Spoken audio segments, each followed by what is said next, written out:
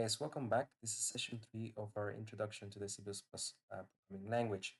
So as you can see from the start, we're going straight into the development environment, which in our case is Visual Studio 2019.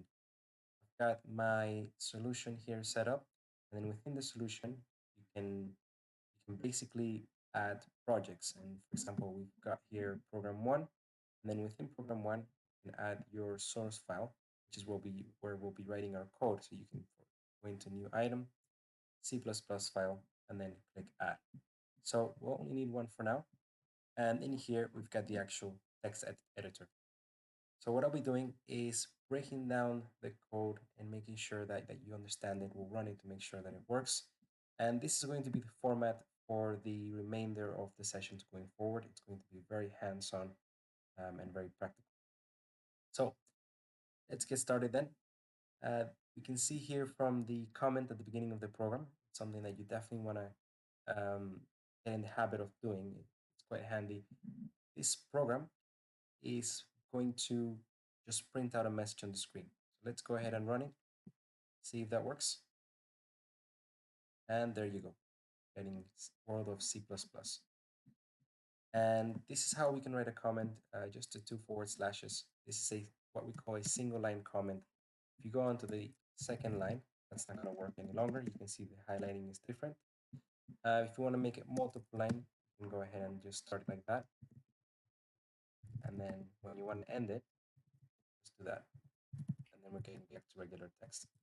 But anyways, let's get going and let's examine the rest of the lines. We've got here a include statement. So we're using the preprocessor of IOStream. That's the name of the module. And we're going to be needing this for the outputting of the text.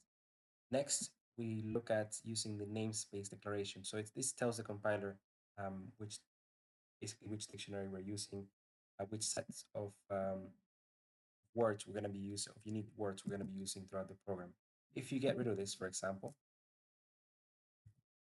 then NL will stop working, cout will stop working. So it's really important that you don't forget to put that in. And finally, we get to our main function of the program where everything is going to run. We've got here cout, which is the cout object, which basically starts that stream out to the console. And then we can add information to it. So with the insertion operator, we can add information such as a string, which is world of C++.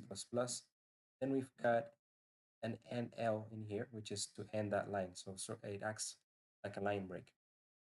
Okay? And everything is explained throughout by the comments that we've got on each line. So this is something that you can add when with your own code to remember what each line does down the line, especially if you're doing something really complex.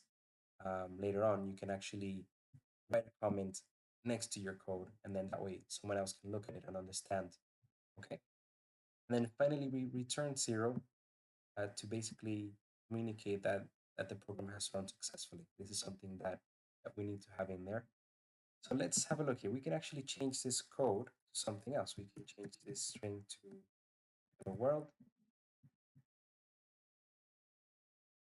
And there you go. So that's how that's how you can prove that the world of C++ text is actually coming from here. And that's something that I encourage you to do.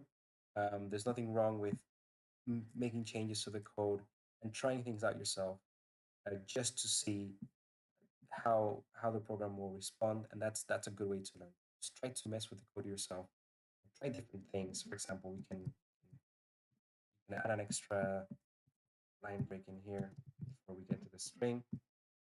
But change the code and really make it your own to try and see if you can learn things, learn how things work by interacting with it. So don't just read it. And that's it for program one.